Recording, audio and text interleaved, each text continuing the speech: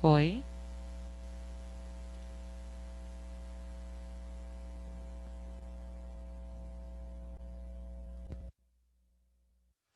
oi, oi, oi, oi.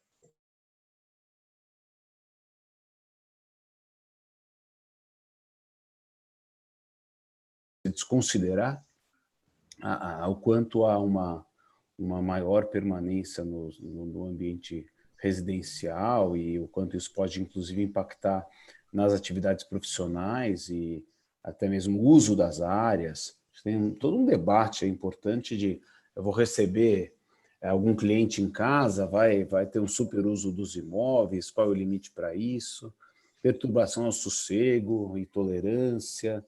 Acho que tem muita coisa interessante. Na própria mediação, eu acho que é um tema que vai evoluir bastante para a solução de conflitos e até gerenciamento dos custos. Eu acho que dá para trazer alguns debates. Só que quanto tempo eu tenho, Natália, para falar a respeito? 1 hora e meia. Ao Ah, todo é então uma tem hora e bastante. meia. Tá. Então, fica Eu à acho que, vontade. mas acho que a gente poderia eventualmente falar 1 hora e abrir para o debate também, né? Senão Sim, é muito tempo me ouvindo, ninguém aguenta também. a gente aguenta com certeza, estaremos Não, todos acho. aprendendo. Imagina, Mas eu você. acho bacana, porque com certeza vão surgir algumas dúvidas. Eu vou tentar aqui acompanhar o chat, e aí a gente Certo. faz esse finalzinho de perguntas e respostas aí, se algum colega quiser participar, se você não se importar, até fazer a pergunta diretamente, abrir o Tá bom. áudio, que eu acho que é até melhor do que eu ficar repassando, que às vezes a pergunta escrita não fica aqui tão clara o que a pessoa quer, qual é a dúvida, né? Se puder repassar diretamente, Claro, o que você acha melhor. As tá bom? ordens. Perfeito. Tá ótimo. Vamos esperar aí só mais 4 minutinhos, que aí a gente abre oficialmente. Tá ótimo.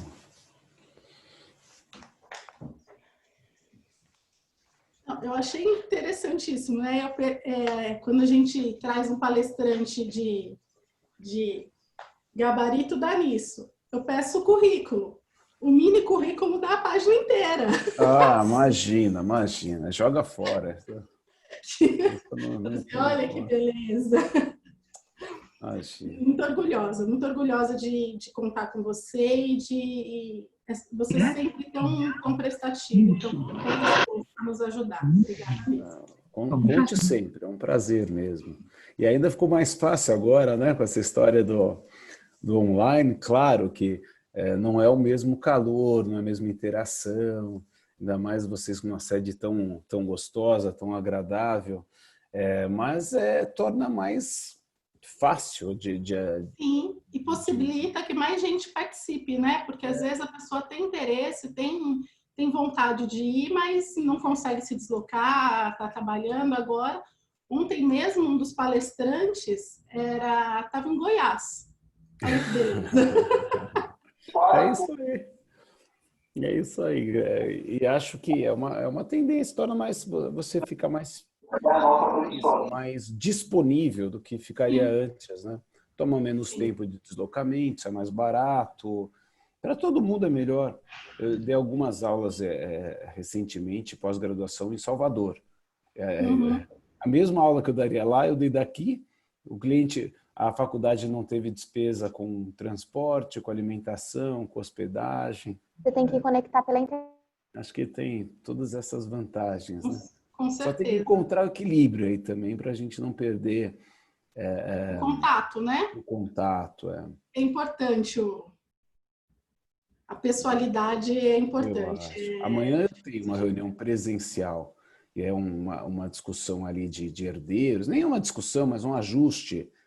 de partilha de bens, e aí foi difícil fazer presencial, porque querem expor, olha, aqui está o patrimônio, como vai dividir, quanto vale esse, aqui. Tem circunstâncias que não dá para superar, né? Realmente o presencial é mais produtivo, é mais eficiente. Agora, muitas coisas a gente consegue resolver online, e esse aprendizado vai ficar, sem dúvida. Vai ficar, com certeza. Com certeza.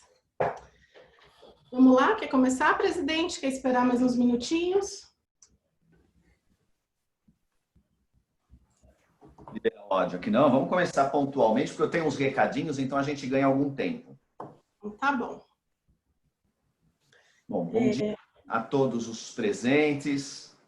Para nós, a satisfação essa semana jurídica que nós estamos fazendo aqui na nossa subseção. Já convidá-los a verem os demais painéis. Nós vamos ter hoje, no final do dia, um painel interessante sobre liberdade religiosa. E amanhã damos sequência. Amanhã de manhã e à noite, né? Quarta, quinta e sexta, e sábado de manhã encerramos. Alguns recadinhos. Ah, não, antes, claro. É que a gente começou a bater papo antes aqui, mas deixa eu agradecer ao nosso palestrante, Dr. Rubens do Carmo Elias Filho, por nos prestigiar sempre que preciso. Então, em nome da 39ª subseção, gostaria de agradecer vossa disponibilidade e tempo aqui para atender a advocacia. Imagina. Agora, não em nome da 39ª subseção, mas em nome do Luiz Ribeiro, eu queria agradecer o meu amigo Rubinho. Aí sim, esse sim. Por estar aqui. Eu acho que mais importante é isso, alguém que eu aprendi a respeitar, admirar. Trabalhamos já há bastante tempo aí brigando pelo direito condominial. Então agora é o amigo Luiz Ribeiro falando com o amigo Rubinho. Obrigado por nos dar essa oportunidade de compartilhar o vosso vasto conhecimento. Porque posso dizer, e aí não é por amizade não, Dr. Rubens é um dos grandes nomes especialistas em direito condominial. Não apenas é renomado, como é respeitado, porque suas observações, suas colocações são bem ponderadas, são sensatas. Ele não se posiciona atrás de uma câmera de um órgão de imprensa qualquer e sai divulgando qualquer absurdo que a gente vê por aí. Ele consegue se colocar dos dois lados. Isso já é um respeito e admiração enorme que a gente tem que ter. Olha o meu Bix falando. Então, obrigado, Rubens, por essa disponibilidade. Eu tenho certeza que todos ficarão satisfeitos aqui com o ensinamento e essa troca de ideias e experiências que você gosta de falar, que não vem ensinar, vem trocar ideias. Com certeza. Queria parabenizar a presidente da comissão, a doutora Natália, toda a equipe dela, que vem aí, tiveram sucesso ano passado com os seminários, simpósio, que fizeram lá em conjunto com todas as subseções, e hoje está fazendo esse trabalho. E já me cobrou aqui dizendo que não vai fazer mais nada até o final da gestão, porque já fez muito. Ano que vem tem mais. Ano que vem tem mais uma. Não tem essa que não vou fazer nada, não. Ó, em minha defesa, é só porque eu não gosto de falar em público, tá bom? Queria agradecer aqui, não posso deixar de agradecer o presidente Fernando Duque Rosa, que está aqui, presidente de Diadema, que está nos prestigiando, e essa equipe maravilhosa de advogados que nós temos em São Bernardo. Alguns recadinhos só iniciais. Quem precisa de certificado para efeito de conclusão de horas, ou mesmo o próprio certificado de participação na palestra, eu pediria que durante a palestra acesse o site da subseção, lá está um campo de inscrição, ele joga para o formulário do Simpla, vocês preencham, porque aquilo é a nossa referência para poder expedir os certificados. Então lá vai estar nome, endereço, nome, e-mail, telefone. Então é importante que preencham, senão nós não vamos saber para quem emitiu o certificado. Segunda situação, em preenchendo esse formulário de inscrição, automaticamente está ganhando um curso de extensão do Damásio. Nós fechamos uma parceria na sexta-feira com o Damásio, e ele está dando gratuitamente, não é sorteio, não é premiação, nada. Fez a inscrição, ganha o curso de extensão do Damásio. Após a semana jurídica, nós estaremos passando para o Damásio essa relação dos inscritos e estarão todos sendo contemplados com o curso de extensão. A pedido da nossa Comissão de Cidadania e Ação Social, o mês de agosto para eles era um mês onde nós fazíamos os eventos presenciais e havia uma grande arrecadação de brinquedos, de doces, de alimento, de vestuário e livros didáticos. E como nós estamos fazendo os eventos virtuais, eles perderam essa arrecadação. Então, nós pedimos a colaboração de quem puder, se puder passar na nossa subseção e deixar uma contribuição voluntária, seja de um doce, seja de um brinquedo, seja de uma roupa, seja de um livro didático, porque eles vão utilizar isso para uma comunidade de 200 crianças e vai ser entregue em outubro. Então, os que puderem isso, nós agradecemos e a comissão, e principalmente essas crianças necessitadas, ficarão muito mais felizes e satisfeitos. Nós estamos aí num frio danado, então vamos pensar nisso, não custa ajudar o próximo. No mais, Dr. Rubens, não é 1h30 não, se precisar, hoje nós não temos mais nenhum evento, o seu é o último, o próximo é só 6h30 da tarde, tá? Então fique à vontade, que eu tenho certeza que nós não vamos querer sair daqui não. Mas... Senhor presidente, desculpe Doutora quebrar Natália... o protocolo. Doutor presidente, senhor desculpa quebrar o protocolo, mas eu não posso deixar de forma alguma de agradecer imensamente a presença do Dr. Rubens. Dr. Rubens Carmo Elias Filho, que também é professor convidado da nossa pós-graduação na Faculdade de São Bernardo do Campo. Então, eu não posso deixar aqui de registrar nosso agradecimento, porque eu gosto sempre de parabenizar essas oportunidades que desenvolvem o pensamento crítico, que é tão importante ao profissional do direito e principalmente aos advogados. Então, muito obrigada pela sua generosidade em aceitar o convite de estar aqui na nossa subseção. Gostaria muito de cumprimentar a presidente da Comissão de Direito Condominial, doutora Natália, que tem feito um trabalho brilhante, orgulho muito, né? Porque é fruto da nossa academia, fui sua professora, então me sinto muito orgulhosa. Viu, Natália? Parabéns. Quero cumprimentar toda a sua comissão, tá de parabéns, e vejo aqui a presença de grandes amigos aqui junto a nós.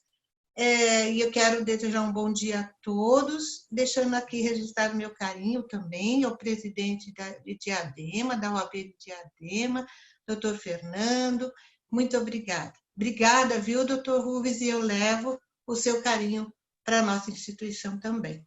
Muito obrigada, viu? Obrigada pelo pequeno espaço, viu? Obrigada. Agora que passando essa interrupção inesperada, vamos lá. Finalizando então, Rubens, eu só gostaria de agradecer novamente, né, como nós já tínhamos feito, e o tempo agora você fique como condutor. Fique à vontade, fique tranquilo, a doutora Natália vai estar conduzindo aí. Tenho convicção que nós estamos aí em boas mãos. E contamos com as próximas, hein? Sempre, sempre, Luiz. Eu queria, e já quebrando também o protocolo, em primeiro lugar agradecer ao gentil convite, todo o pessoal de São Bernardo, que está sempre me acolhendo. Me sinto muito, muito orgulhoso de poder estar com vocês hoje.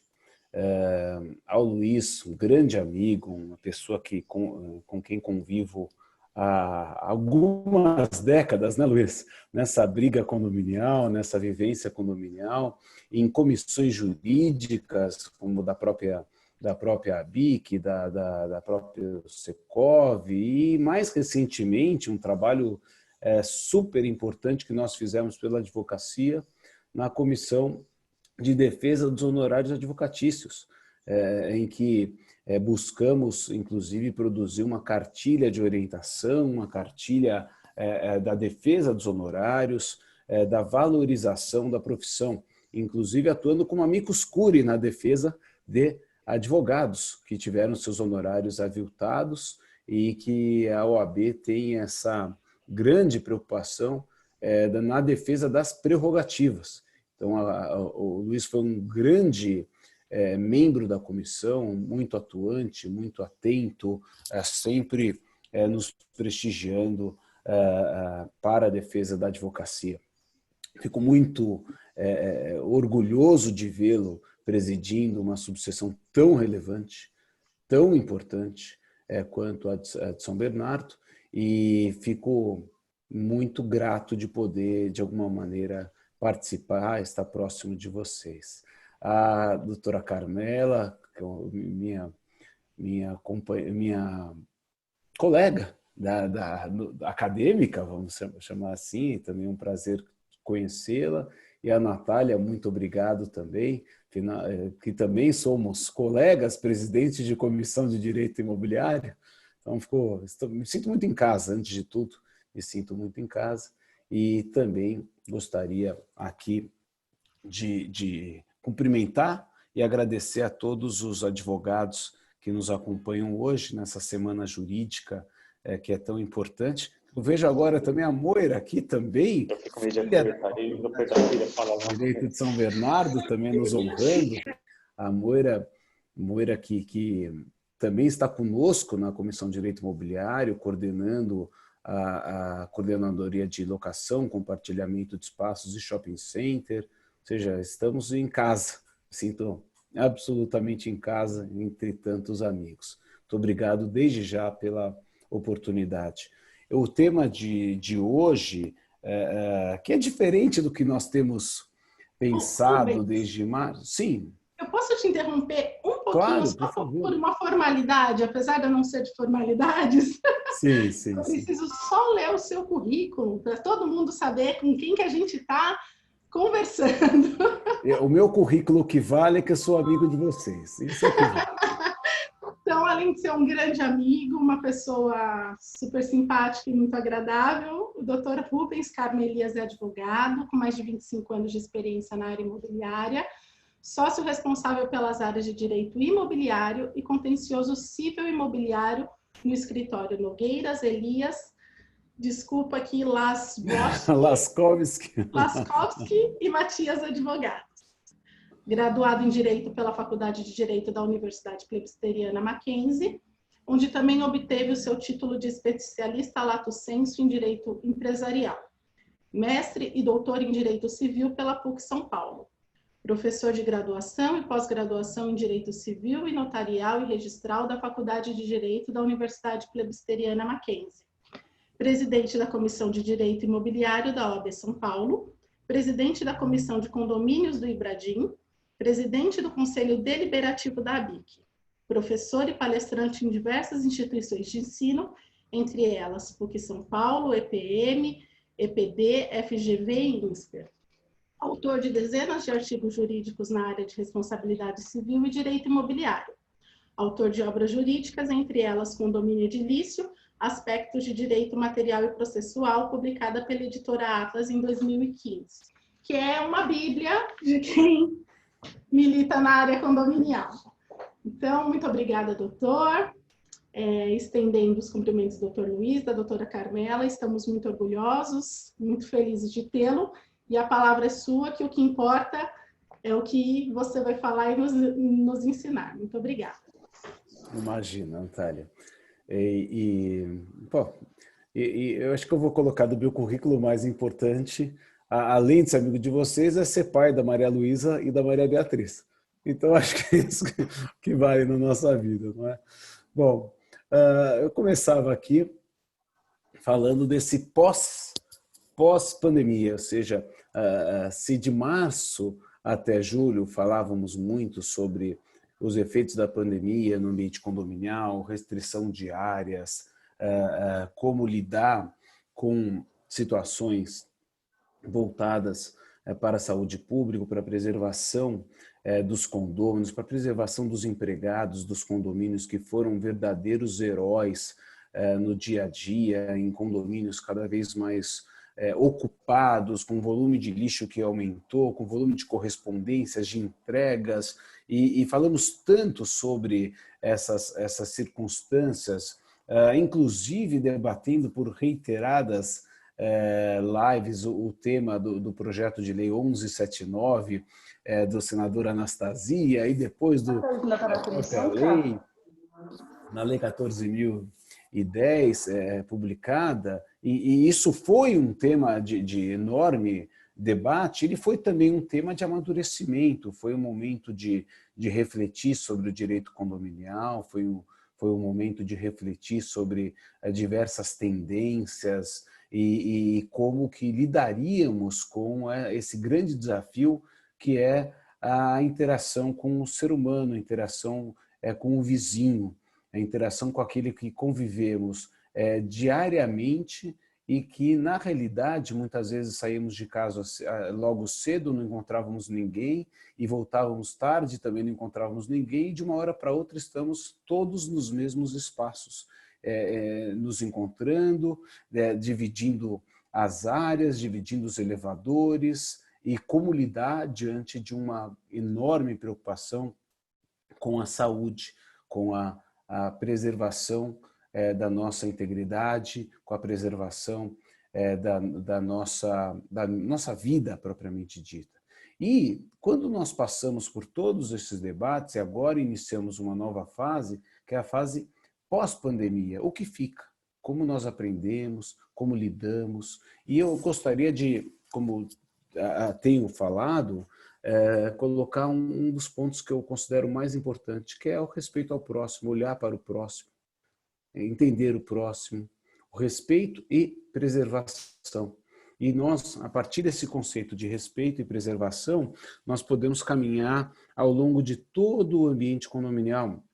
Lembrando, então, de que, antes de tudo, ser condômino é lidar com certas restrições ao direito de propriedade, é o lidar com certos contornos ao direito de propriedade que afeta a forma pela qual nós a utilizamos, afeta a forma pela qual nós nos relacionamos com ela. Isso implica dizer, olha, eu não posso superar o espaço do outro, eu não posso interferir e não posso causar dano à saúde, à segurança e à própria sossego de quem quer que seja. Quando nós pensamos sobre esse ponto de vista, nós sabemos que o ambiente condominial implica numa série de regramentos e talvez um dos pontos que nós precisamos trabalhar cada vez mais é o regramento condominial como norma condutora da vida comum. Desde Caio Mário da Silva Pereira, a Convenção de Condomínio é colocada como a norma capaz de assegurar a convivência e pacificação social.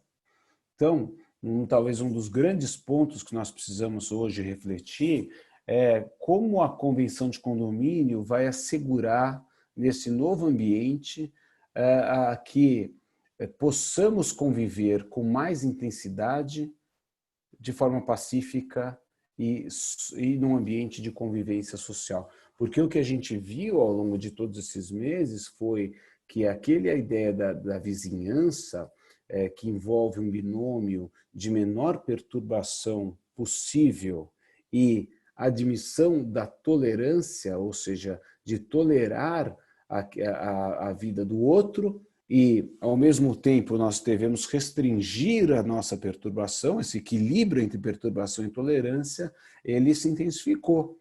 E como que a Convenção lida com isso? Será que as convenções e os regimentos internos estão preparados para isso? E nós, então, vimos alguns debates, por exemplo, no síndico, com a perturbação, o barulho, a obra, a própria forma de vivenciar com as crianças, fazendo ginástica dentro de casa. Então, como que a gente convive com a criança tendo aula de educação física dentro de casa, e bola, e pulo, e ao mesmo tempo precisamos trabalhar e não podemos ser perturbados? Quantas vezes nós estamos aqui em alguma reunião, videoconferência, e vem um barulho externo, ou por uma obra, ou por alguma outra circunstância que acaba nos afetando.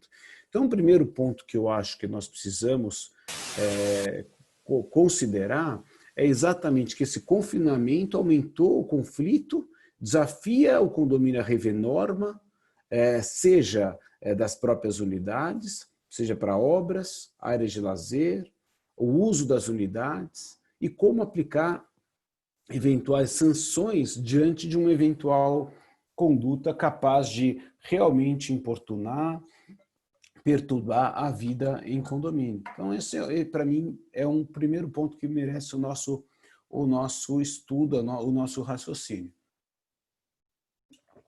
Dentro disso, vale lembrar que o projeto de lei 179 trazia, por exemplo, o poder-dever do síndico de restringir o uso de áreas comuns e até mesmo das próprias unidades.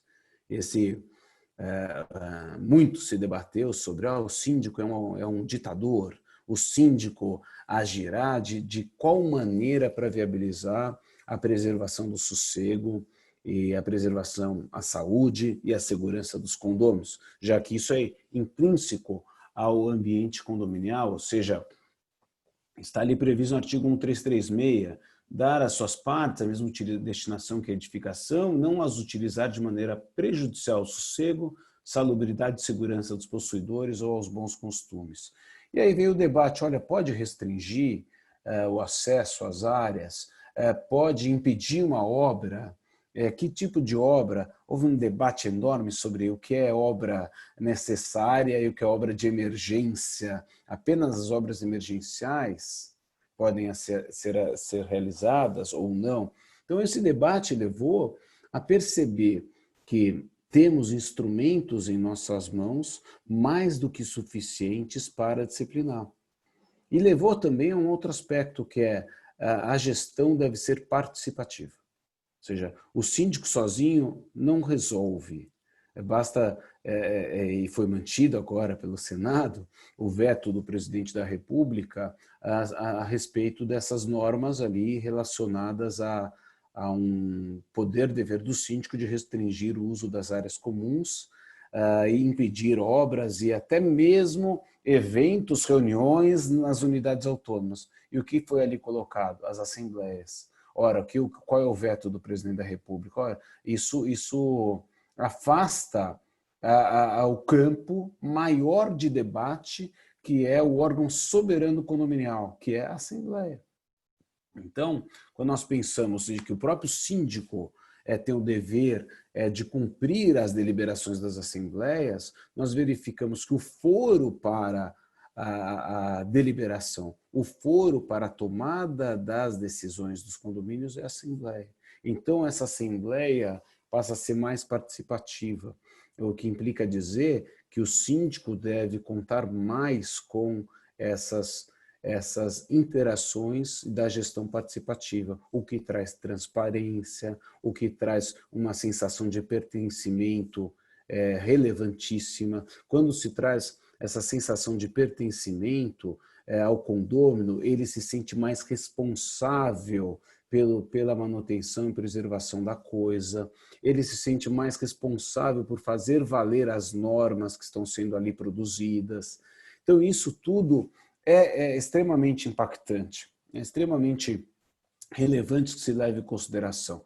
Então, nesse ponto, a primeira análise que se faz ora, o síndico tem o poder-dever, mas ele tem igualmente o dever de cumprir a convenção e cumprir as deliberações das assembleias. Então, o primeiro ponto o meu condomínio está preparado para um ambiente mais intenso de participação condominial e de maior convivência? Vamos avaliar as nossas convenções de condomínio e prepará-las para esse ambiente mais intenso?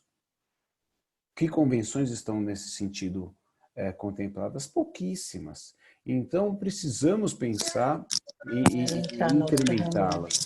E ao considerar essa incrementação, nós vamos então trabalhar, olha, o condômino que violar as regras, teremos princípios mais claros para a aplicação das suas multas, vamos delimitar ali as normas para a realização das obras. Semana passada, um tema super interessante que foi trazido ao debate, um prédio muito bem posicionado aqui em São Paulo, em que lajes muito grandes, mas de prédios antigos, de um bairro muito nobre aqui de São Paulo. E aí esse prédio tem sido procurado por grandes, esses jovens de unicórnios, que acabam ganhando muito dinheiro e vão e compram essas lajes por metade do preço do que um prédio novo. Então, se você vai comprar um apartamento novo, vai pagar R$30.000 o metro quadrado. Se você vai comprar um prédio antigo, vai pagar R$15.000 o metro quadrado. E aí eles reformam, fazem uma reforma intensa naquela obra, naquele prédio, com intervenções causando inúmeros problemas. Nesse caso específico, no apartamento de cima, uma senhora de 90 anos, no de baixo, um jovem excepcional, com problemas sérios ali, que poderiam ser afetados pela obra. O que o prédio faz numa situação como essa? Não vai permitir realizar a obra? Qual é a disciplina? Então veio um debate super rico sobre, olha, tudo bem, vamos criar uma disciplina importantíssima, e essa disciplina tem que valer para os próximos. Não é só para essa unidade, mas o que eu vou produzir para as próximas oportunidades? Porque essa obra vai causar muito impacto, mas qualquer um que vier tem que ter o mesmo regramento. Então a gente tem que começar a pensar nessas interferências das obras, como que ela vai conduzir a nossa vida, porque estaremos mais presentes nas nossas casas. Isso afeta até mesmo o uso dos elevadores, isso afeta o superuso dos imóveis, ou o desgaste natural, que passa a ser mais intenso. Um outro aspecto, as áreas comuns. O uso das áreas comuns, se antes a academia era utilizada por um ou dois condôminos ao mesmo tempo, agora vai ser utilizado por um maior número. E será que os equipamentos estão suficientes para isso? E a própria manutenção dos equipamentos, que é uma coisa que pouco se fala, mas a manutenção de equipamentos que leva à segurança. Ora, será que temos os cuidados necessários nos equipamentos, não só de lazer, mas das academias, de esporte? Então, aqui um grande tema que tem que ter a nossa atenção. E nessa mesma convenção, nós temos que pensar em algumas inovações, tais como os conceitos de sustentabilidade, porque ao se falar de sustentabilidade, nós não estamos falando apenas de economia de recursos naturais, propriamente dito, mas estamos falando de perpetuação e de valorização patrimonial. Então, quando nós pensamos num condomínio na atualidade, nós precisamos pensar em governança, como tornar eficaz a gestão com transparência, contemplando dessa maneira um custo condominial mais equilibrado e, da mesma maneira, regras de mediação. Ora, nós falamos tanto, e vou começar por esse último tópico, que é a necessidade de um ambiente de convivência, porque temos vizinhos, porque queremos manter um ambiente propício para a convivência, mas o nosso grau de litigiosidade é enorme e ele foi ainda mais alavancado na atual fase. Quantos litígios condominiais nós tivemos nos últimos meses? Quantos conflitos? Quantos condôminos que foram caracterizados como condôminos nocivos ou antissociais, ou cuja aplicação de ações de obrigação de não fazer com a aplicação de multas para que reduzissem ali as suas perturbações. Então, as regras de mediação podem levar à desjudicialização igualmente. Ora, por que não se cria efetivamente uma agenda de mediação, que é uma política pública de justiça? Quando nós falamos de conciliação e mediação, que é uma política pública do Poder Judiciário, que foi tão incrementada no Código de Processo Civil, nós precisamos colocar isso em prática. Em prática para redução de conflito, colocar em prática também para viabilizar o pagamento das cotas condominiais. Quando nós falamos de um ambiente de sustentabilidade, uma convenção de condomínio que contemple esse regramento, ela tem que falar de transparência, tem que falar de uma boa gestão, regras claras de eleição de síndico e de todo o corpo diretivo, ela precisa igualmente falar de regras claras de cobrança de cotas condominiais, ela precisa igualmente falar efetivamente de como solucionar conflitos sem a necessidade de intervenção judicial.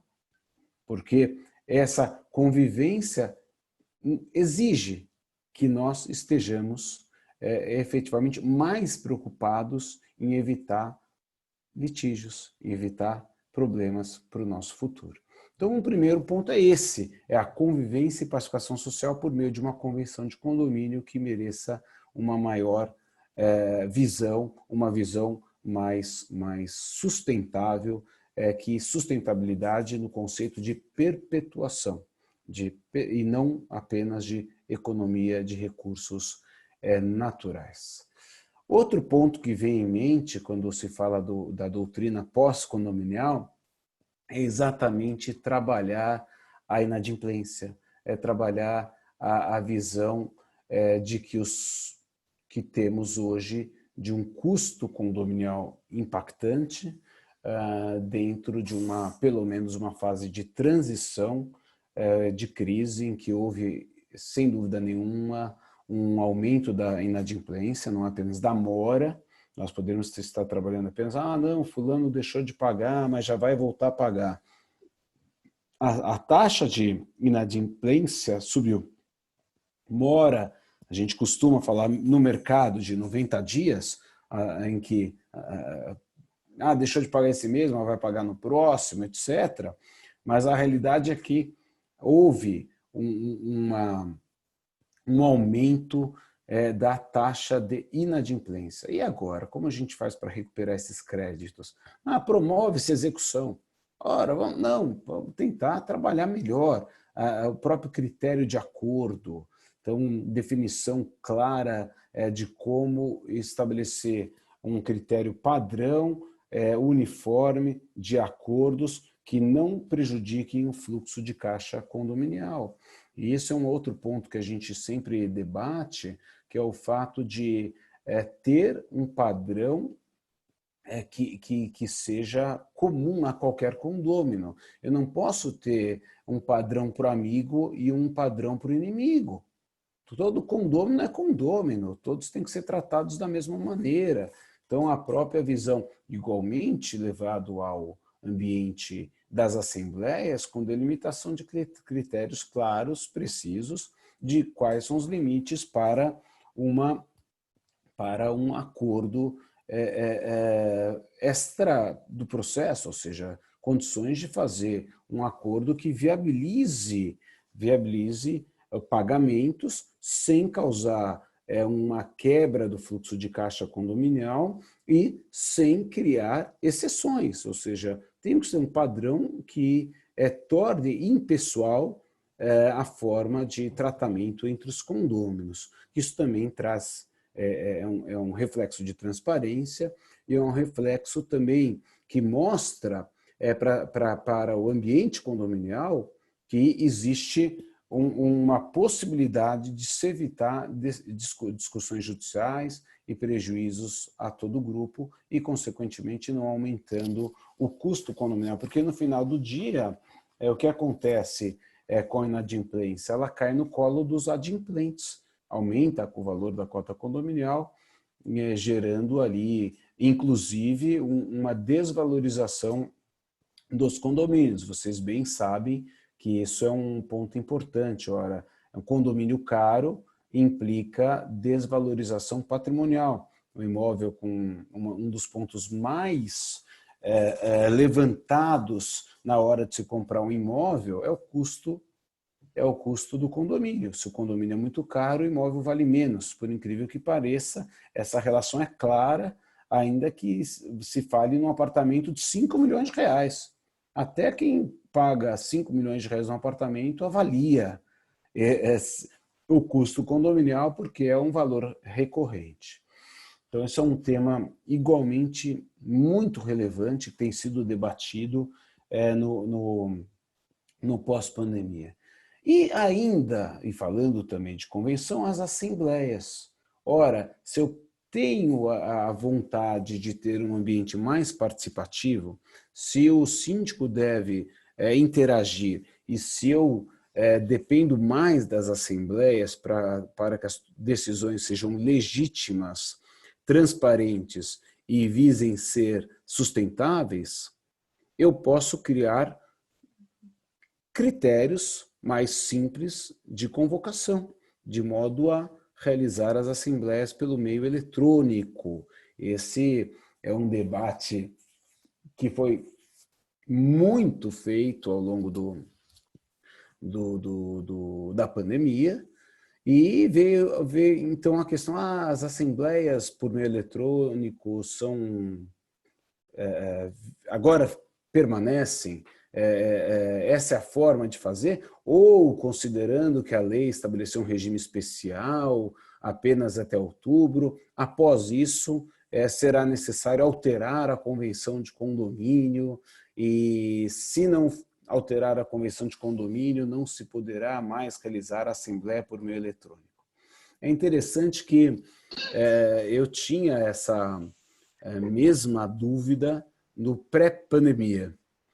E à época, em vários momentos, nós questionávamos, mas inclusive quando veio aquele primeiro projeto de lei tratando da assembleia por meio eletrônico, e é um projeto, com todo respeito, capenga, porque ele só viabiliza complementação de quórum e não efetivamente a realização da assembleia por meio eletrônico. Eu já discutia lá no Ibradim, nas reuniões do Ibradim, com intensa participação da Moira, se esse projeto seria viabilizado sem alteração da convenção de condomínio. Discutíamos, não, mas olha, o artigo 1334 do Código Civil, ele exige a forma de realização das assembleias, o quórum para convocação e o modo de convocação e os quórums necessários.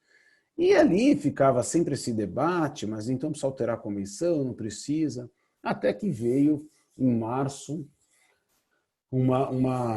recebi uma consulta para fazer um parecer sobre esse tema, e aí numa análise mais aprofundada, efetivamente, eu realmente me convenci de que, salvo a hipótese de que a convenção contemplasse efetivamente a obrigatoriedade da realização da assembleia por meio físico em determinado local específico, não haveria por que se exigir assembleia presencial, até porque o meio eletrônico é apenas uma forma pela qual as partes são capazes de deliberar a respeito de determinados temas. De modo que, se a convocação for regularmente realizada, se a todos for viabilizado o acesso a esse ambiente no qual os debates serão realizados, se for possível votar, vetar e ser votado, não vejo qualquer prejuízo de que as deliberações sejam tomadas por meio eletrônico. E o que no direito privado, o que não é proibido, é permitido, de modo que vejo, sem dúvida nenhuma, como um campo de permanência e de solução da falta de participação nas assembleias. Então, se no passado se discutia, não, isso vai ser um problema, isso vai atrapalhar. Pelo contrário, inclusive, recentemente, vieram, Rubens, mas vai fazer assembleia meio eletrônico e será que é necessário fazer uma ata notarial? Eu falei, não, grava, pede autorização, já consta da convocação que ela será gravada. Pronto, não preciso nem de ata notarial, posso gravar. O que eu tenho que assegurar é que não se percam as informações.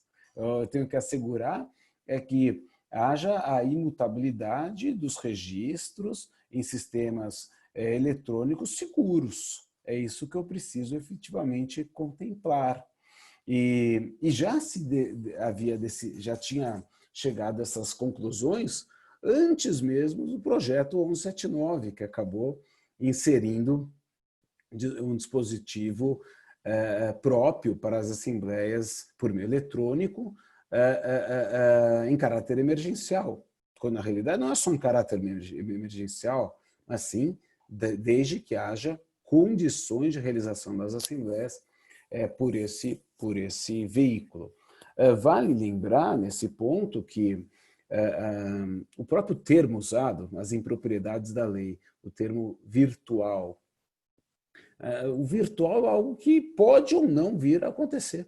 Ou seja, virtualmente acredito, não se sabe, você pode ou não vir a acontecer. E o próprio Código Civil, quando inseriu a multipropriedade imobiliária, estabeleceu o regime híbrido do condomínio com multipropriedade, já contemplou que o regimento interno poderá prever a assembleia por meio eletrônico. Quando a gente está no processo civil, processo eletrônico, então não há por que utilizar a assembleia virtual, mas a assembleia por meio eletrônico, que se viabiliza com todos os registros, com a prática de todos os atos desta maneira. Ah, mas Rubens, é melhor inserir na convenção de condomínio? Sem dúvida, é melhor. Tudo que nós pudermos deixar claro, previsto, e meu pai já falava, o que está escrito preserva a amizade. Então, se a gente pode estabelecer critérios previsíveis, cada vez mais transparentes, melhor, mas não quer dizer que não se possa utilizar. Ah, e Rubens, serve para todo condomínio? Sim e não. Há situações em que o acesso à internet não se viabiliza. E aí talvez a opção seja por meio presencial ou até o híbrido, viabilizando que as pessoas possam participar presencialmente. Mais uma vez, meu pai. Não adianta pedir para o meu pai ir para fazer assembleia por meio eletrônico, talvez com a minha presença ele o faça, mas ele gosta de estar presente à assembleia com seus 87 anos. Ele gosta de estar ali. Então, talvez isso não se viabilize, até porque ele não sabe usar o celular, mal usa o analógico, ele muito menos no smartphone. Mas, talvez, em alguns condomínios, o meio seja o híbrido, a depender do caso em concreto.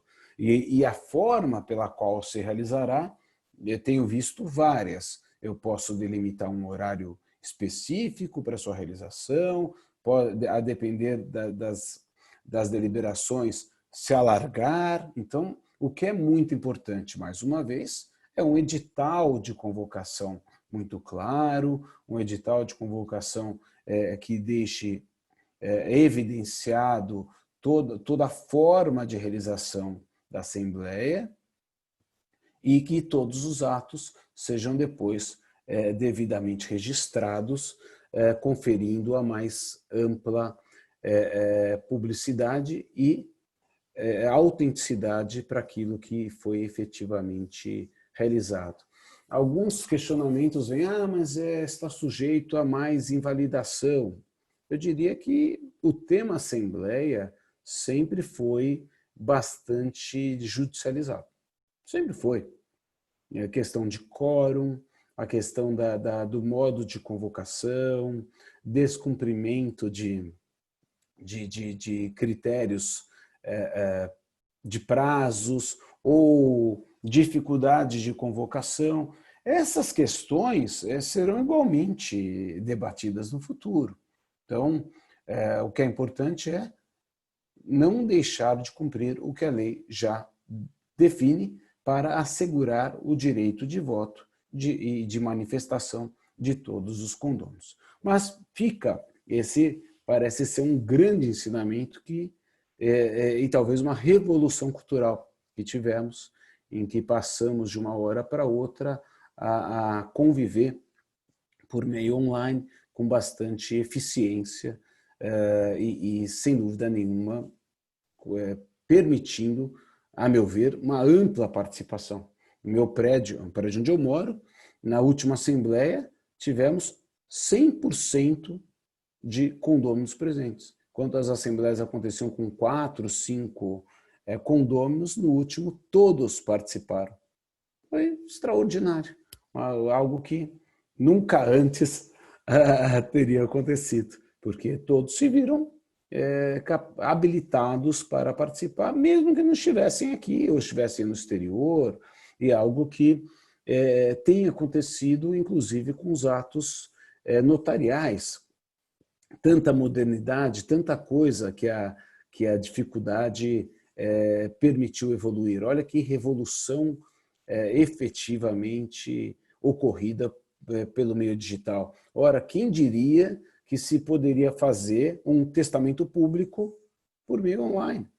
O e-notariado está emplacando e viabilizando a prática de atos notariais que não eram antes realizados pela necessidade da presença física, e que me parece ser algo muito positivo, muito importante para atender os interesses das partes, os desejos dos cidadãos em geral. Então, isso é algo que merece ser bastante trabalhado. Seguindo ainda, acho que nós temos uma outra questão que tem que ser, que merecerá a nossa atenção.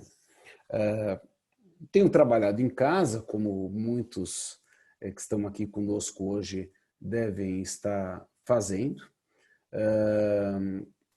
Poderia dizer, mas você está na quarentena, você se mantém em casa por quais motivos? Eu poderia dizer por vários. Alguns relacionados a problemas pessoais, por exemplo, meu escritório que está em reforma agora, aproveitei a pandemia para reforma e estou trabalhando em casa. Mas eu poderia simplesmente dizer que estou trabalhando em casa porque minhas filhas estão em casa. Quantas famílias que não têm condição de deixar suas casas porque os filhos estão estudando por meio online? Então, o primeiro ponto, e algo que vai acontecer ainda por um bom período, não dá para considerar, lendo um pouquinho de jornal, que essa realidade será muito diferente por pelo menos um ano. Pelo menos um ano que teremos ali essas dificuldades ou rodízios, até que exista um grau de imunidade suficiente com a vacina que se espera que venha o mais rapidamente possível. Esse é o primeiro ponto. Então, muita gente ficando em casa. E dentro disso, vem o outro lado, que é o aumento do home office. Vejamos. Ora, se antigamente as políticas de home office, do teletrabalho, conduziam a uma vez por semana, e se falava de uma vez por semana como uma política de sustentabilidade, porque evita o transporte e você tem, por conta disso, uma economia de recursos naturais, mas você tem igualmente um benefício ao trabalhador por menos tempo tomado de deslocamentos e mais convívio, e isso levava à retenção de valores, porque via como importante benefício da empresa você poder trabalhar em casa uma vez por semana. O outro lado que se viu é que o trabalho em casa tem sido bastante eficiente e produtivo, e muitos já pensam em aumentar de uma semana de home office, que era uma política anterior, para 2, 3 vezes por semana. Então, isso está esvaziando os escritórios, inúmeros escritórios devolvidos e mudando a forma de ver as coisas, e trazendo gente para casa. Ao trazer gente para casa, vem a discussão sobre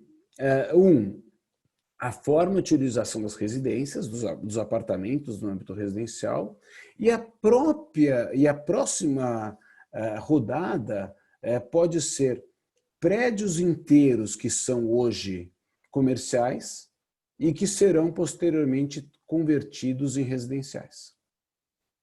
E a outra rodada ainda pode ser colocada é a modificação do tamanho das unidades residenciais. Que também nós tivemos ali um mercado de apartamentos muito enxutos, apartamentos com metragem reduzida. Hoje a gente já vê uma tendência para aumentar um pouco os apartamentos, estabelecer um espaço para home office. Outras estruturas já colocando ali um coworking diferenciado para isso e viabilizando essas tendências. Mas a gente tem que pensar nessa nossa dia a dia de conversão das unidades de comerciais para residenciais e os residenciais com atividades comerciais ou não residenciais. Vejamos, se eu estou aqui na minha casa hoje e isso se torna a minha rotina, e algumas vezes, como nós conversamos, há necessidade de fazer reunião presencial. Eu posso começar a receber todo dia cliente na minha residência? Qual é o limite para isso? E se todo mundo começar a fazer isso? Como que nós lidaremos com esse problema? Porque essa impessoalidade ou esse volume afeta até a segurança dos condomínios. E ainda afeta a segurança com a máscara, porque é um outro ponto que tem sido enfrentado. Semana passada, acompanhando uma assembleia, em que eu nunca vi um prédio com tanta segurança, tanta preocupação com segurança. E apesar de tudo que fez, no meio de 2 condôminos ingressou um jovem, que era infelizmente um bandido, com máscara. E não perceberam que não fazia parte daqueles 2 condôminos, não fazia parte do grupo ou da família daqueles 2 condôminos. Então, outro aspecto, impacta na segurança, que foi afetada sobremaneira na fase atual, até mesmo pelos modos pelos quais se utilizavam por exemplo, da digital. Não vamos mais utilizar o sistema da digital porque isso pode levar à contaminação. Então, houve ali um prejuízo à segurança nesse período.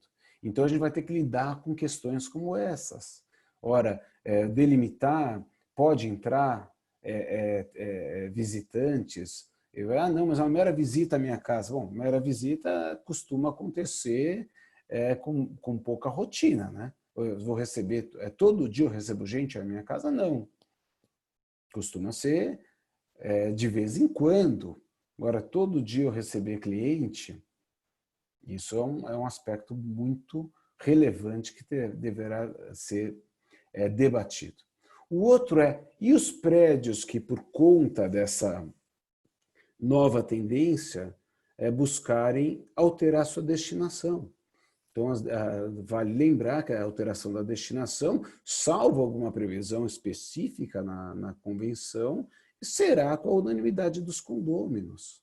Então, essa alteração da destinação pode ser afetada por um condômino que se negue a alterar a destinação, porque permanece ali como escritório e não quer alterar para residencial. É um debate igualmente importante que deve acontecer nos próximos meses ou nos próximos anos.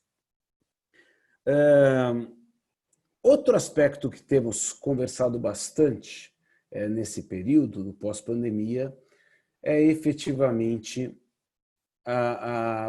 o projeto de lei que pretende atribuir ao síndico a responsabilidade por denúncias em caso de violência doméstica contra mulheres, crianças e idosos.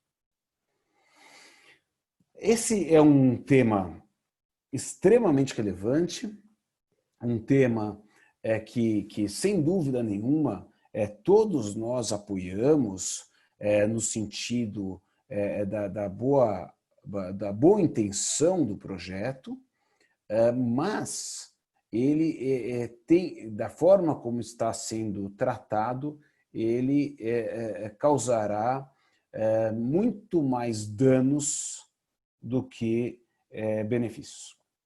Ao se atribuir ao síndico, inclusive imputando multas, sanções por conta de uma eventual omissão de uma denúncia dessa natureza, nós estaremos desestimulando ainda mais a função do síndico. Ou seja, hoje é muito difícil termos um síndico, especialmente o síndico morador, e de uma hora, o que tem sido, o que tem impactado no incentivo ao síndico terceirizado, são pessoas interessadas no exercício da função de síndico e são remunerados, terceiros remunerados geralmente, e se agora se impuser uma sanção ao síndico, como que essas questões serão solucionadas? Então, me parece que, sem dúvida, existiu ali um aumento da violência doméstica, que tem que ser combatida, que é objeto de enorme preocupação da sociedade, consequentemente de todos nós, mas a forma de lidar com esses assuntos precisaria ser melhor regrado. Eu, pessoalmente, acredito que na linha do que nós começamos a falar, que devemos respeitar e proteger, ou seja, todos nós temos esse dever de respeito e de proteção, devemos olhar desta maneira para o tema da violência doméstica e não simplesmente atribuir a uma ou outra pessoa tal responsabilidade. É um dever de todos nós. E, como tal, me parece que um trabalho muito mais focado na conscientização, no incentivo às denúncias, até mesmo desmistificar o tema e mostrar para as pessoas que elas podem denunciar, pode ser muito mais importante, impactante, trazendo mais frutos do que simplesmente impor determinadas obrigações ao síndico e ao próprio condomínio. Temas como esses têm sido muito debatidos e têm nos levado a pensar mais a respeito do ambiente condominial, tem nos levado a refletir na pessoa do condômino, na pessoa do próprio possuidor, nas relações com os locatários. Os locatários também são hoje uma peça fundamental nessa vivência condominial. Locatários de curta duração, que é um outro tema que acredito que impactará demais no nosso dia a dia, porque essas locações de curto período que reduziram nos últimos meses retornarão com força total. Temos visto muitos movimentos nesse sentido, de estruturas e prédios sendo preparados para essa modalidade. E quando nós pensamos na locação de curto período, ao mesmo tempo em que precisamos preparar os nossos condomínios para um ambiente de melhor convivência, de melhor segurança, redução da perturbação e preservação da saúde, o desafio fica enorme, porque esses possuidores, locatários de curto período, eles não receberão as informações, os cuidados, as precauções que devemos ter quando residimos.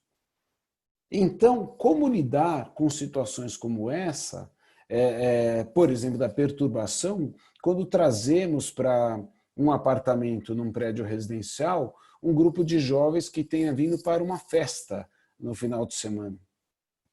Como lidamos com isso? Com um grupo de jovens ou quem quer que seja, que ingressam no ambiente condominial sem saber, por exemplo, que tem o dever de usar máscara nas áreas comuns do condomínio e chegam àquele ambiente condominial sem estarem preparados para tanto. Qual vai ser o nosso cuidado? Qual vai ser a forma de agir? Então, se antes nós falávamos basicamente, olha, o locatário tem o dever de cumprir a convenção de condomínio, o regulamento, e o contrato prevê, mas mesmo que o contrato não contemplasse, é certo que, dada a natureza própria ter rei, a convenção de condomínio ela é oponível contra todos, inclusive possuidores. Na atualidade, existe ali uma preocupação maior imposta ao proprietário, que ao alugar uma unidade, seja por curto período ou locações regulares, ele deve trazer toda essa obrigação. Ele deve previamente alertar os locatários de que todos esses cuidados deverão ser observados. Porque essa questão sobre o uso das máscaras, nós poderíamos simplesmente falar, não, mas isso é fora, é nos ambientes públicos, apenas nas ruas, não há nenhum dever no ambiente, nas áreas internas do condomínio, que são áreas privativas. Mas a realidade é que as normas condominiais, obviamente nós temos as normas da convenção de condomínio, do regimento, mas o condomínio recebe o feixe de normas de ordem administrativa no âmbito municipal, estadual, federal. Basta lembrar do fumo. Quando nós pegávamos a lei antifumo, esse foi um debate à época, ou seja, ora, a lei antifumo atinge também as áreas comuns? E se debatia, não, áreas comuns cobertas ou descobertas. Então, as normas de âmbito administrativo, as normas municipais, estaduais e federais, são igualmente aplicáveis aos ambientes condominiais, às áreas comuns, em que são acesso de todos nós. Então, essas condições talvez fiquem ainda mais fáceis de ver no condomínio de finalidade não residencial, porque ali o volume de pessoas e a própria impessoalidade é maior, então poderíamos cogitar que uma área quase que natureza pública, fica mais fácil cogitar o dever das máscaras. Mas os ambientes condominiais residenciais, igualmente, se houver ali uma determinação de que deve usar máscara, deve usar máscara. E se por acaso o locatário chega sem máscara? Não vou colocar. O que faremos? Vamos restringir? Não deixem ingressar?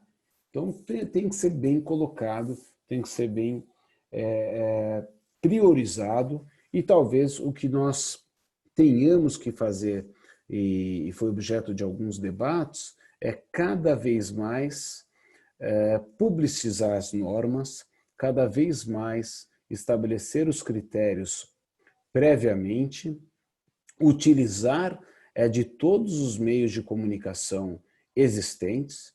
O meu condomínio não vai ter WhatsApp, grupo de WhatsApp, porque ninguém dá conta, vai dar encrenca, vai começar aquele bom dia para cá, bom dia para lá, e fotinho. Então, tudo bem, não precisa ser o WhatsApp. Esses dias aqui instalamos o Slack, acho que é isso o nome, deixa eu ver se é esse o nome, já vejo, fica a sugestão. Slack, que é um sistema mais objetivo de comunicações e utilização prefeito de divulgação das informações dos condomínios, com acesso a todos, além de todos os aplicativos que as administradoras costumam ter. São aplicativos eficientes, com informações que podem ser claras, precisas, voltadas para preservação e para assegurar, antes de tudo, que é um dever do síndico, é um dever do síndico e de todos os condôminos, que é exatamente, repito, dar às suas partes a mesma destinação que tem a edificação e não utilizar de maneira prejudicial ao sossego salubridade e segurança dos possuidores e aos bons costumes. Então, esses ditames que estão presentes no ambiente condominial, mas, antes de tudo, já estão presentes há séculos no exercício do direito de propriedade, que visa, antes de tudo, atender à sua função social, que não é algo novo, pelo contrário, se nós pensássemos ainda em Roma, quando se pensava no direito de propriedade, por mais absoluto que ele fosse, sempre se atendeu à função social. Tanto é que nós podemos verificar rapidamente os aquedutos que poderiam passar pelas propriedades privadas, ali atendendo o interesse público e a função social e ao meio ambiente e à arquitetura voltada à restrição ao direito de propriedade para o interesse de todos. Então, se o direito de propriedade, quando se considera uma propriedade isolada, já contempla todos os contornos voltados a atender à função social, o que falar de um imóvel em condomínio, em que é inerente ao contorno do direito de propriedade à luz das normas e da própria convenção de condomínio. Então, feitas essas considerações, eu acho que seriam as que me parecem mais claras a respeito desse doutrina pós-pandemia, e eu preferiria já, porque até eu já cansei de mim, falando para vocês, que nós abríssemos para os questionamentos, as dúvidas, e para que eu possa aprender com vocês muito mais do que essa exposição, que foi apenas um esquenta para o nosso debate. Muito obrigado a todos pela atenção. Imagina. Obrigada, Rubens. É sempre um prazer te ouvir, sempre muito sensato. Eu acho que Imagina. Eu tenho usado muito o termo bom senso na pandemia, né? Que é algo que é necessário ainda mais, né, nesse momento tão delicado. E aí ouvir uma pessoa com tanto bom senso, com tanta tranquilidade, nos faz bem. Eu particularmente, que trabalho com condomínio, falando com síndico, falando com condômino, e vem todo mundo sempre tão armado, e aí às vezes a gente só fica rebatendo, e escutar suas palavras assim tão serenas nos faz muito bem. Então eu agradeço. E queria abrir as pessoas, quem tiver alguma pergunta. Eu conversei com o Dr. Rubens antes, ele falou que quem quiser falar pode tirar do mudo e perguntar diretamente para ele, que eu acho que fica mais fácil do que eu ler aqui e às vezes não interpretar corretamente a pergunta. Então fiquem à vontade, por favor. Alguém?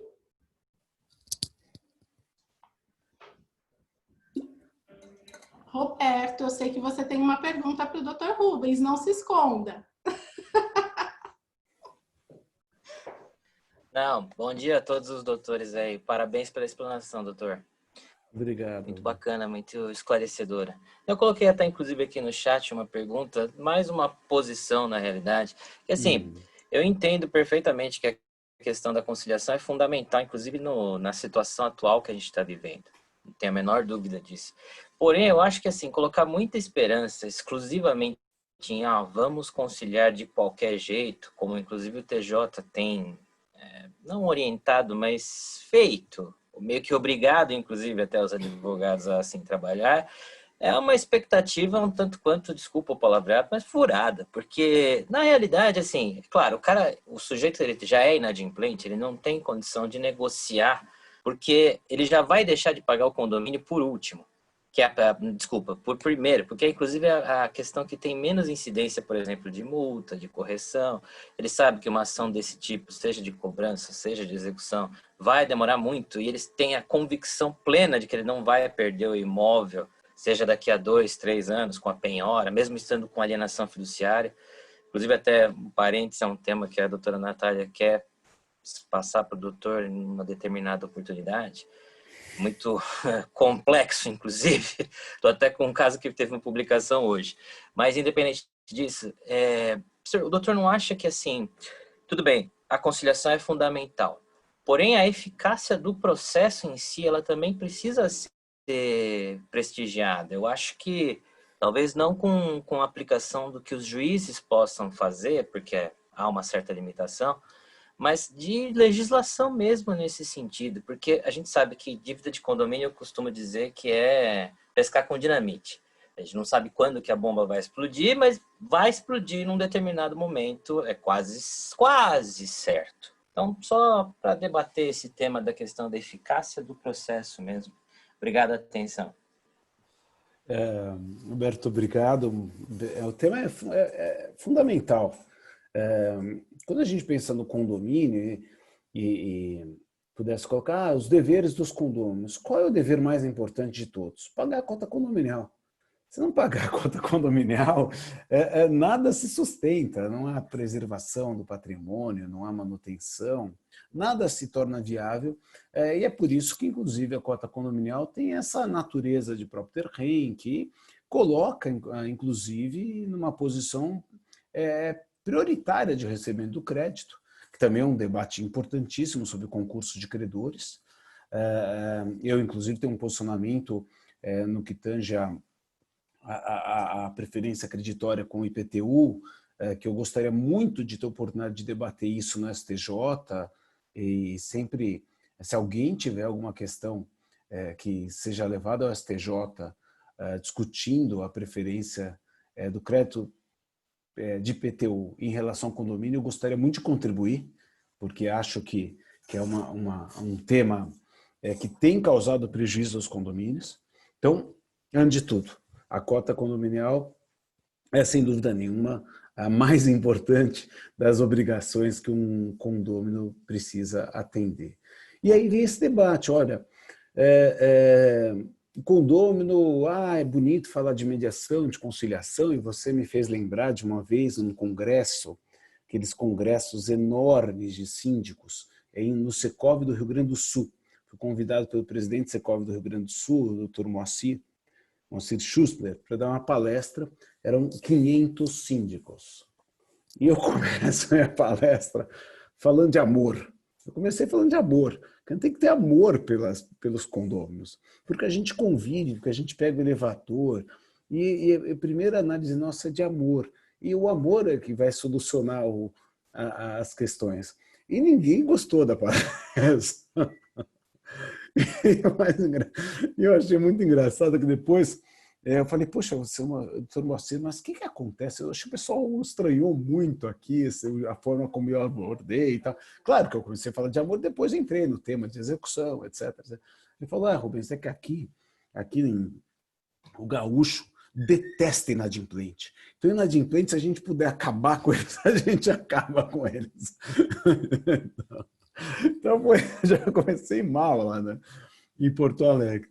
Mas o que eu acredito efetivamente, Roberto, é que 99% dos casos a inadimplência é involuntária mesmo.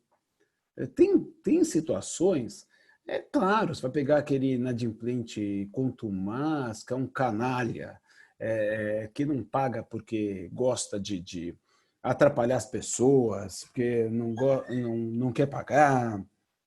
Tem esse famoso lei de Gerson, né, que quer beneficiar, que quer se dar bem em relação aos outros.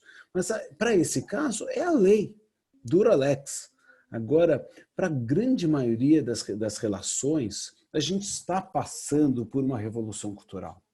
A gente está passando por um ambiente em que a solução do conflito tem que partir de nós mesmos.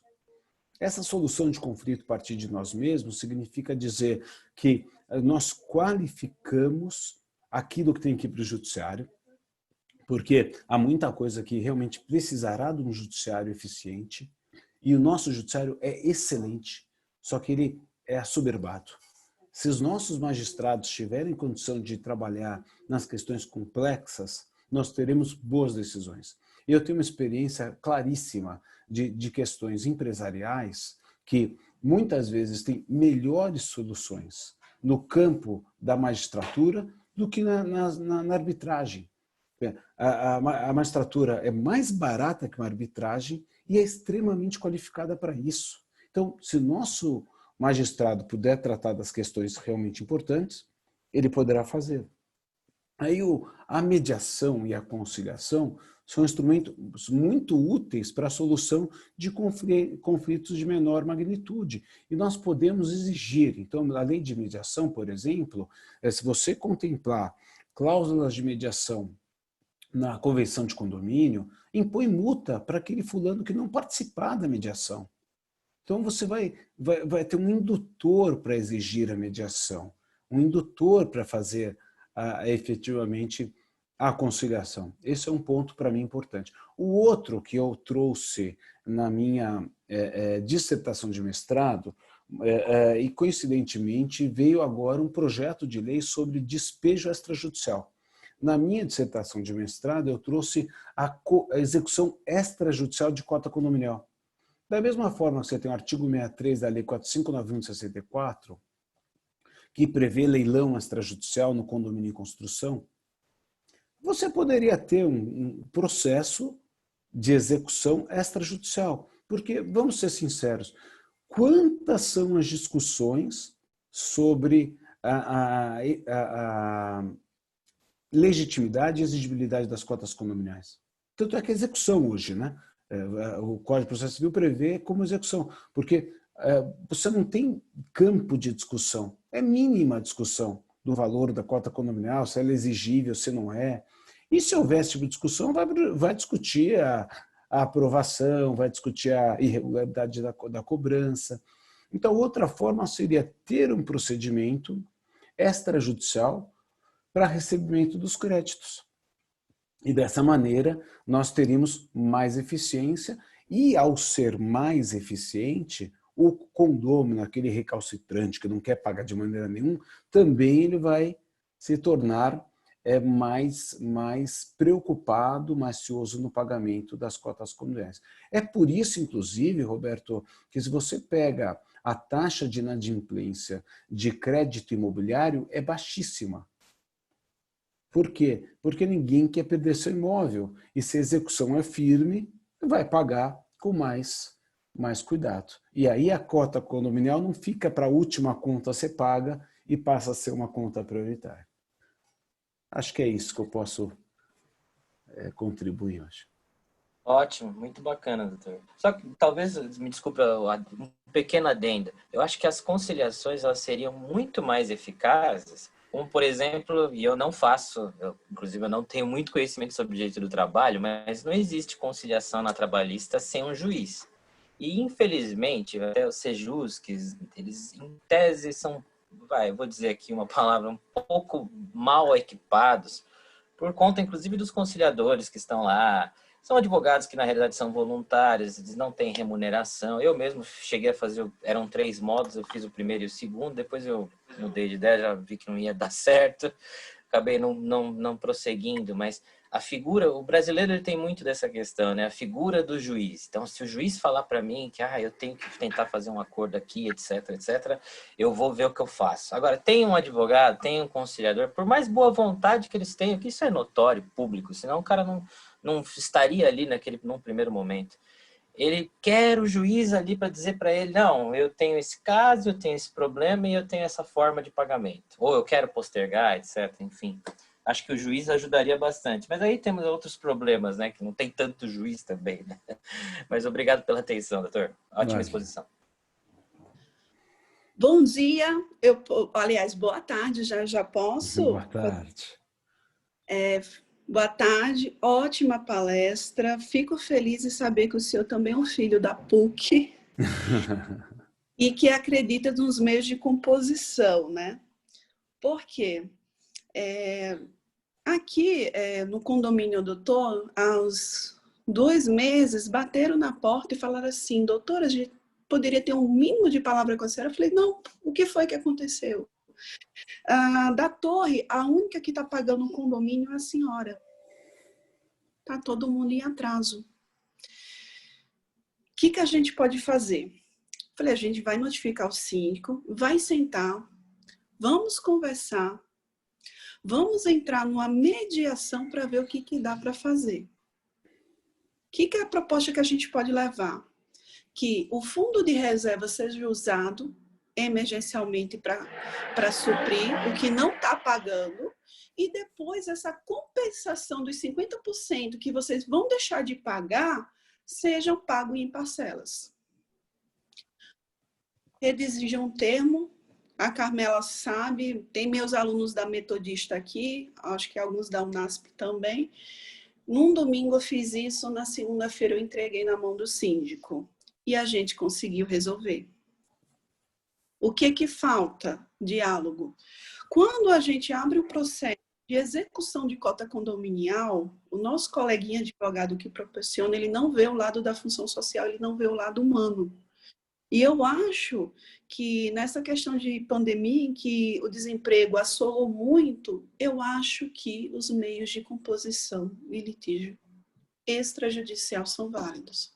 Então, eu gostaria, fiquei muito feliz de escutar isso.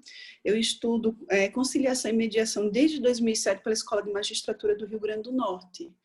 Então, assim, ver as minhas alunas que a Pamela agora ela vai publicar um artigo sobre direito condominial na questão das execuções. Escutando o senhor falando isso, eu fico feliz, porque é uma humanização na hora de se promover. É certo que a gente tem que pagar condomínio, mas há situações, há teorias de risco que fazem com que a gente fique inadimplente. Ninguém quer perder sua casa, ninguém quer perder seu lar. Então, assim, eu fiquei muito feliz, queria dar o parabéns à comissão, tá? Foi uma das lives desse ano que eu mais me emocionei. Então, meus parabéns e muito feliz de saber que o senhor faz parte da PUC.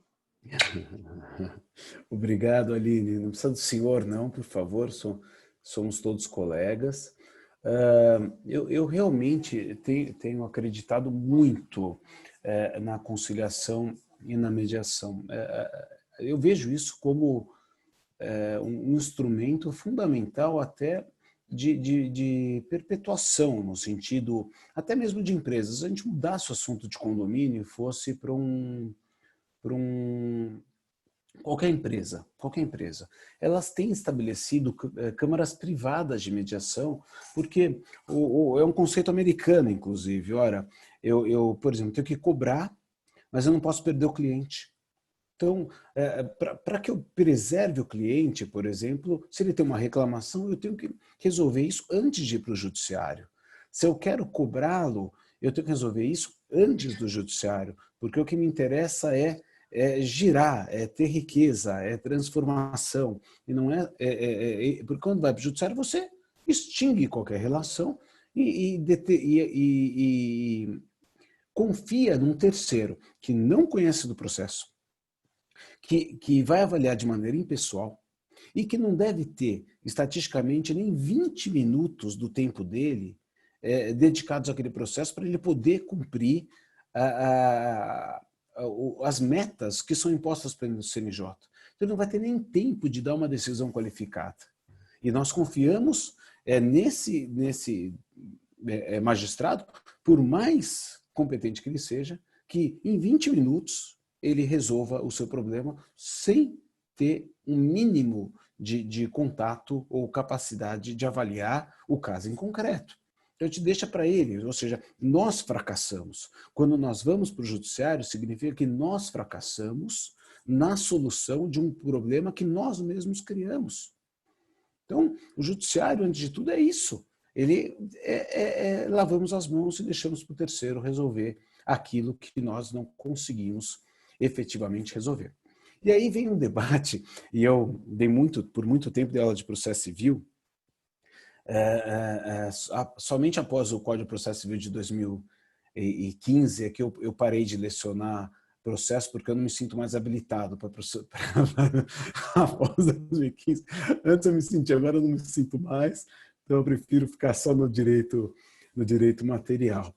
Mas eu falava muito para os meus alunos a ideia de solução de conflito de autocomposição. Por quê? E aí os alunos discutiam, professor, está tirando o trabalho do advogado, não quer o processo, se você não tem processo, você tira o trabalho do advogado. Não é verdade. Não é verdade. O que o cliente quer é a solução do conflito.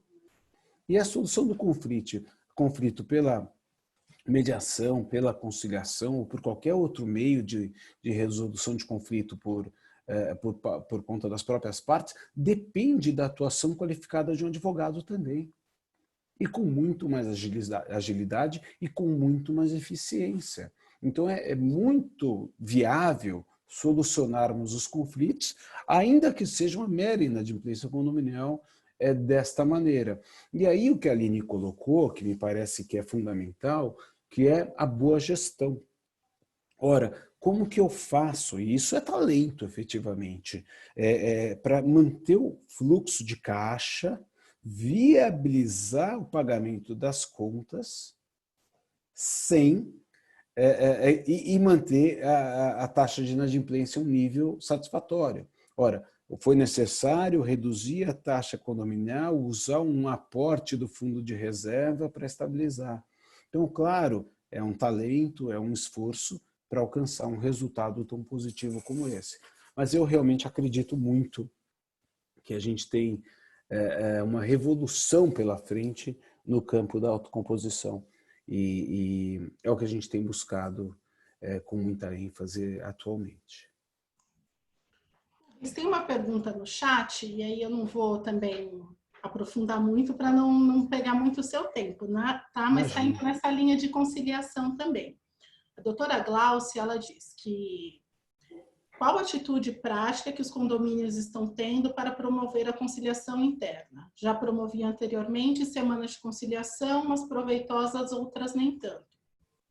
E a outra questão seria sobre o famigerado pedido de desconto que todos os inadimplentes requerem, inclusive quando almejam quitar o débito de forma à vista. E há síndicos tentados a sucumbir e conceder esse desconto para poder receber e, desde logo, aplicar os valores nas necessidades do condomínio. Eu, particularmente, eu sou completamente avessa a qualquer tipo de concessão. Eu acho que se for para transigir, que seja com parcelamento, mas sem qualquer tipo de desconto. Acho que o síndico ele não pode dar desconto de um dinheiro que não é dele, né? Perfeito. O dinheiro não é do síndico, o dinheiro é daquela massa. Mas te passo a pergunta para te ouvir, por favor. Eu acho que esse é um ponto importante, né? Não existe como você transigir com o dinheiro que nasceu. Então, todo o patrimônio é condominial, então se você tivesse que abrir mão de algum valor, teria que ser uma assembleia por unanimidade, porque todos ali são proprietários desse dinheiro. E não existe transigir pensando em vantagem pessoal. Porque quando eu quero um desconto para pagar à vista, não é esse o objetivo. Quando a gente pensa no condomínio, a gente pensa, como o próprio termo diz, é um bem que envolve a todos. Logo, não cabe aqui a ideia de cada um perde um pouco para a conciliação. Não, aqui o que é viável é efetivamente um esforço do próprio condômino para o pagamento e um esforço do condomínio para viabilizar que aquele pagamento não inviabilize o fluxo de caixa do condomínio. Então, a questão ali é muito mais financeira. Como encaixar aquele parcelamento e o fluxo de caixa. Não cabe, a meu ver, também concessão de descontos pelo síndico de maneira unilateral. O outro tema é como que eu faço para ser proveitoso? Tem vários sistemas, né? Isso pode ser plantão de conciliação no salão de festas do condomínio, até sistemas super profissionais de WhatsApp, de mediação com câmara de mediação privada, mediação eletrônica, por telefone, mandando o termo de composição para assinar na casa das pessoas, assinando pelos sistemas de contratos eletrônicos, ou seja, inúmeros. Eu acho que a gente tem que encontrar a forma que comunique mais com o nosso público-alvo. Acho que essa é a grande questão. Sempre que a gente pensa em mensagem, a mensagem ela tem que ser dada do emitente para o emissário dentro de um contexto econômico e social. Então, a gente tem que encontrar onde estamos. Então, se eu estou naquele ambiente, a chance de alcançar o meu público-alvo é de acordo com as ferramentas que lhes sejam mais naturais. Ora, no ambiente sofisticado de jovens, quando a gente olha um quinto andar crescendo como cresceu, porque ele viu um público jovem que interage pelo sistema, que interage pela internet, alugando imóveis e realizando negócios por meios eletrônicos. Se eu estou num outro público, eu preciso encontrar aquele público específico. Acho que é isso que a gente precisa. Não tem a fórmula mágica, não tem fórmula pronta. Tem que identificar o ambiente que você se encontra para aplicar aquela que seria mais adequada para aquele público-alvo. Obrigada, Rubens. Só mais um, que é uma continuação da doutora Gláucia. Se teria algum impedimento de efetuar a cobrança por WhatsApp ao condômino? Eu pessoalmente não vejo. Vou importunar, vem discussão do que é. Primeiro, não se aplica o CDC aqui no caso, né? Vamos começar por esse lado. O segundo, que eu não acho que é uma cobrança abusiva, é o nosso meio de comunicação. A gente usa hoje o WhatsApp como meio de comunicação, recebendo materiais, recebendo informações. Não vejo como algo inoportuno. Óbvio que a gente tem hoje a Lei Geral de Proteção de Dados, tem que avaliar quem tem a informação e para o que ela é utilizada. Então, tratamento do dado, a intimidade, a privacidade, como que eu tive acesso ao telefone. Agora, se a cobrança é feita por quem legítimo interesse, é o termo usado da lei, né? Então, na Lei Geral de Proteção de Dados, olha, tive acesso ao telefone, porque já está cadastrado que é do próprio condômino. Então, eu tenho legítimo interesse a realizar aquela cobrança e eu não vejo como algo abusivo o envio de uma cobrança, uma comunicação, obviamente sempre gentil, obviamente sempre polida ao condômino. Olha, você não gostaria de conversar sobre a cota econômica que está pendente? Tenho certeza que algum motivo imperioso o impediu de pagar. Então, as situações que tragam também, né? Porque o equilíbrio, aquela educação que vai fazer com que a pessoa também se sinta mais confortável para buscar um acordo. Acho que isso é fundamental. Aliás, eu já tive vários clientes que vieram ao meu escritório depois de terem sido devedores. Foram bem atendidos, se sentiram bem compreendidos e depois vieram clientes do escritório em outras oportunidades, porque acharam, poxa vida, eu fui respeitado. E tem mais um ponto, para quem atua na área condominial, o condômino inadimplente que é cobrado de maneira agressiva, depois vira síndico, troca o advogado, troca administrador e etc. Rubens, eu te peço desculpa, mas chegou uma pergunta tão interessante. Imagina, um prazer. O doutor entende que, mudando de assunto da inadimplência, voltando a essa questão mais de pandemia, controle de acesso, enfim, que o condomínio tem a legitimidade e autonomia para proibir a entrada de visitantes, por exemplo, que estejam tendo a temperatura esteja acima da temperatura, com febre. Isso tem repercussões, por exemplo, em condomínios de consultórios médicos, pois aquele indivíduo pode justamente estar ali para uma consulta desta natureza. Então, qual o seu entendimento sobre isso? É complicado até no hospital isso hoje, né? Olha, eu vou ao hospital, estou com febre. Não, mas como você vê o hospital, você está com febre? Ué, se eu estou com febre, eu sou no hospital. Então, tem sido bastante polêmica a forma. E o que seria, que deveria ter um tratamento específico. Olha, se chegar com febre, deve se estabelecer uma forma pela qual essa pessoa ingressará no ambiente condominial. Ora, se é um prédio de consultórios médicos, acho que é importante, sem dúvida nenhuma, que haja a medição. Você vai a um restaurante hoje, na hora mede, e ali, se por acaso você tiver com febre, olha, desculpe, no restaurante, você não vai entrar, é uma questão de prevenção.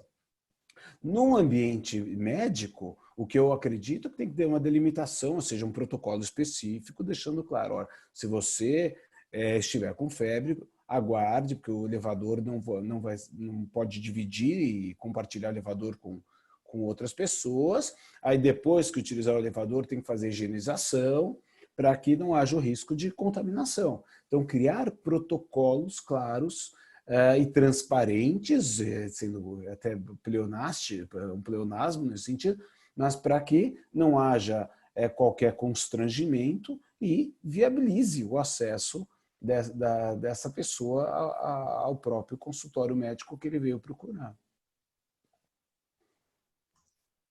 Tá certo. A doutora Cristina fez um comentário que uma cliente dela foi notificada no grupo de WhatsApp do condomínio sobre a inadimplência.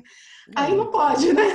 Aí não é para expor, né? É exatamente no sentido de um comunicado específico para aquele condômino, ou escritório de advocacia, ou administrador. Olha, você já tentou que está atrasado.